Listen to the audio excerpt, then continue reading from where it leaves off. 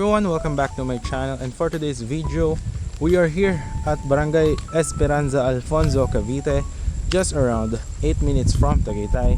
And meron tayo rito ngayon 5 lots, no, na affordable, very convenient, magandang investment, and wala tayong mga monthly dues dito, construction bond, wala tayong mga HOA or anything. This one is farm lots. Meron tayong isang 611 corner lot, meron tayong isang 550, ito na mismo yung isa, inner lot, tapos may dalawang 300 square meter, and merong isang 1,680 square meter. So ito guys, naka-promo tayo ngayong March. Ayan.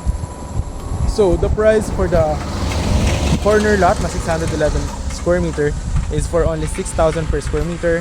Dito naman, dito sa may 550 is 5,500. Yung dalawa doon na 300 is 5,500. And then yung 1,680 square meter is 5K per square meter naman. So ipapaliparan natin ng drone shot in here. So para makita nyo agad kung nasan yung location. Andyan lang yung barangay road. As in, nandyan lang, maglalakad ka lang. And yung project natin ng community is napakaganda. Marami rin nakatira, may kuryente, may tubig, and lahat ng kailangan nyo dito. Ang terms natin sa mga dito is, example lang kinuha nyo is yung 611 square meter times 6,000. 80% po noon ang babayaran nyo, and then deed of sale turnover natin. Yung 20% remaining is sa title transfer na po. And then ito naman sa 550, 5,500 per square meter times nyo po siya. Kung magkano naging price is 80% po noon. Tapos deed of sale turnover, pwede nyo nang gamitin yung lot if what you wanna do with it. Gusto nyo siyang bakuran, taniman, or lagyan ng house, it's up to you. But meron naman ditong kuryente and water if you want to, no? So yan, paliparan muna natin drone shot yung ating property dito. Ayan, 2 lanes po ito, yung concrete road. Ayan. Para mas ma-visualize nyo, I'll show you the drone shot in 3, 2, 1. Ito po yung drone shot. So ito yung ating project guys. So ito na po yung aerial shot. Ayan yung 611 and yung 550 square meter sa tabi niya po, no? So ito siya. Ayan, two-way po yung ating kalsada dito. Ayan, may mga nakatira na rin po. May mga owners na rin po dito. Meron po tayong electricity and water. And yan po, ayan na po mismo yung barangay road, no? Ayan. So maglakad ka lang ng 1 minute is nasa barangay road ka na. And yung Tagaytay naman is just around 8 to 10 minutes. Ayan, kung makita nyo sa may maps, ayan po. And yung Mandes Bayan muna yung madadaanan nyo before yung Tagaytay. So pwede na tayo dito sa may barangay road para makita nyo yung access going sa ating property. So meron tayo dito, ayan yung 611. Tapos yung 500. Meron din tayong 1,680 square meter dito. So ayan. So yung community natin is tahimik lang siya, no? Mga most na nakatira dito is retirees, no? Mga nasa 50s, 60s, 70s, may mga 40s din. Ayan. So mga houses din po dito. So ayan, nandito yung dalawang 300 square meter. So ang price is 5,500 per square meter. Ayan po. So may kalsada po dyan, papalinis na lang natin kapag binili nyo po yung mga damo. Kasi nagtubuan na po dahil syempre sa taba ng lupa. Ito naman po yung 1,680 square meter, 5K per square meter lamang po siya.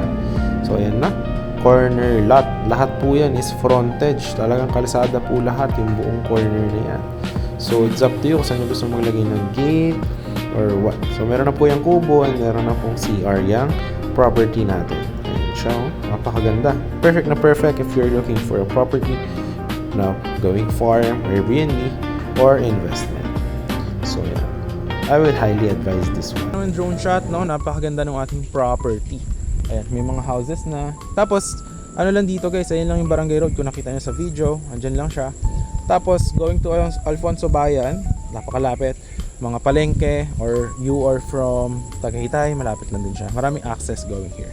So, yung 550 is here, no? Ito. Flatland. Ayan siya. So, nandito yung muhon. Nandyan yung muhon nun. Hindi ko na lang siya, dahil kumapal na yung damo eh. Pero nandyan yung muhon ng 550. Diretso doon. Ayan. Rectangle siya. Ayan. Yung shape. Tapos, meron ka lang ditong katabi na 312 square meter. Ayan. So, ayan yung 550 square meter. 4 lanes po. Ito, meron pa to. Tumubo lang yung mga damo eh. Ayan. So ayan dito yan, 4 lanes yung ating concrete road here. Ayan, tapos yung 611 naman na corner lot. 611 na corner lot is here naman. Ito naman siya, itong kabila. Ang muhon naman nitong corner lot is nandito sa may dito yan, nandyan. Ayan, nandito yan guys. So padiretso doon, tapos pa-close dyan. Ayan. Ganito yung corner lot. Ayan o. So ito yung motor natin. Ayan, may mga houses din dito. Ayan, may mga ayan, corner lot yan guys. Flat land.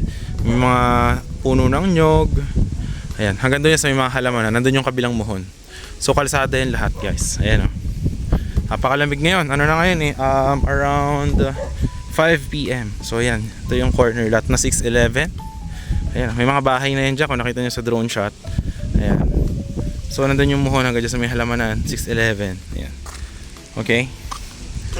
So ayan siya. Okay. So yung next naman natin is yan, yung 611, no? Napakaganda. Pwede nyo siyang bakuran or taniman or gawan nyo ng house. Pero kung gusto nyo sa akin pabakuran or pagawa na sa akin ng house, pwede din.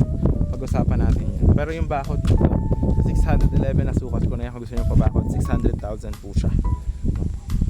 Tapos kung gusto nyo pagawang bahay, kung mga simpleng house, kahit na ng around 2M or 1.5, kaya natin simulan yung bahay nyo. Kompleto na yan, pintura, permit, tapos kasama na rin yung drainage, tsaka electrical lahat. Okay. So ito naman yung 550. Andun yung muhon kasi na 611. Ayan, pa square yan, pa rectangle square. Ayan. Ayan, ito naman yung 550 square meter for only 5.5 per square meter. Ayan. Tapos punta naman tayo doon sa may 1,680 square meter para mas makita nyo din. Ayan, ganito lang naman yung mga lupa dito. Ayan, flat land. So kapag binili nyo yung lupa, kahit ako na magpalinis, freebies ko na sa inyo. Pwede ko, may mga tao naman ako dito, palinisan natin para sa inyo. Ito yung mga sample ng mga house dito na nakatira. Ayan o. So napakatahimik ng community. Mostly ang mga nakatira, mga retirees, ganyan. Ito. Ayan, yun yung mga houses. So tara, punta tayo dun sa may 611. At may 1,680 square meter na corner farm lot. So yeah. Yung dun naman, 5,000 per square meter lang yun nandyan sa may 1,680 kasi malaki siya. So 5 lots. Tapos yung sa 300 square meter na dalawa, ano naman yun? Tawag nito? 5.5 per square meter kasi inner lot. Tapos yun, papalinisan ko kasi ang taas na masyado ng mga puno, damo. Pagka kinuha nyo siya, ako na magpapalinis. So terms natin, 80% payment, deed of sale, tapos turnover na sa inyo, pwede na gamitin yung lot. Yung 20% remaining, tsaka nyo na bayaran pag na process na yung title sa inyo. So yan, napakatahimik ng community, no? Ayan o. Yan, yung mga ibang may-ari, ganyan, binakuran lang. So pwede naman yung ganyan, depende sa inyo. Okay. So yung 1,680 square meter is ito siya. Yan, kung nakita nyo sa drone, paikot yan dito, kalsada, paikot sa 1,680, may papunta yan doon. Tapos may kasada rin yan dito. Tumubo na lang talaga yung damo ito. Pero ito siya. Ayan, may mga ano rin, bahay na yan, may mga kubo-kubo, no, for you. So yan. Ganyan siya. So ito, actually nakabakod tong ano natin. Itong 1,680 square meter. Yan, may bakod yan, oh, ito.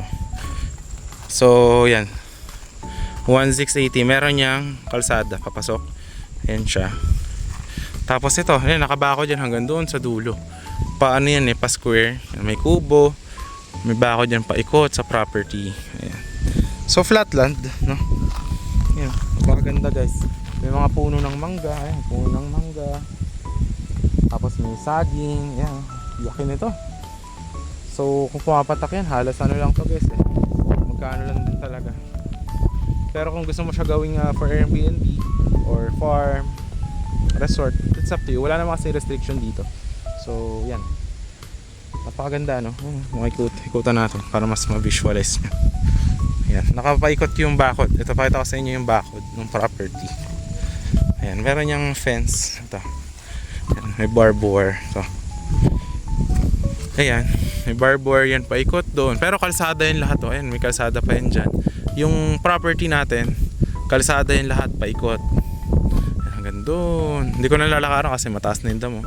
Pero yan, pagka kinuha nyo to, papalinisan ko na lang. Ako na bahala, palinis niya. Para maganda naman pag turn over ko sa inyo.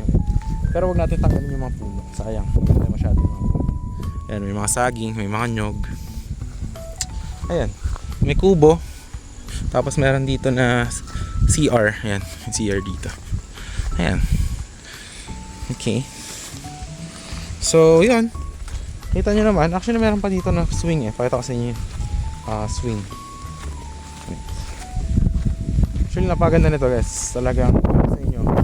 If I were you, this one. For investment-wise, or gusto nyo siyang tayo property, na mga, what do you call this? For Airbnb. Ayun lang naman yung property. Ayun, may swing. Ayun, diba? Swing dyan. Tapos, ayan, may barbed wire yan. Tsaka may post dyan, paikot. Kalsada yung lahat. So kung gusto nyo mag-gate pa dyan, gusto nyo pa mag-gate dito, it's up to you. Kasagingan. Ayan. So yan, talagang to, maganda to kung gusto nyo siyang gawing parang resort. Approve na approve. Pero kung gusto nyo yung corner lot kanina 611, maganda din yon. Kung gusto nyo naman yung dun sa may 550, okay din. Kung sakto budget, dun na sa 300 square meter, malaki na din yun. Yan buhay yung mga saging, pakita ko sa inyo. Ayan, may mga tubo yung saging. Diba? Napakataba ng lupa dito. So yun guys, kompleto naman yung ating lot tour here. If you're interested, message nyo na ako sa Viber, WhatsApp, nandiyan naman yung details ko. So yun, I hope to see you soon sa inyong pangarap na farm lot. Once again, this is John Rich and see you in the next one. Bye bye.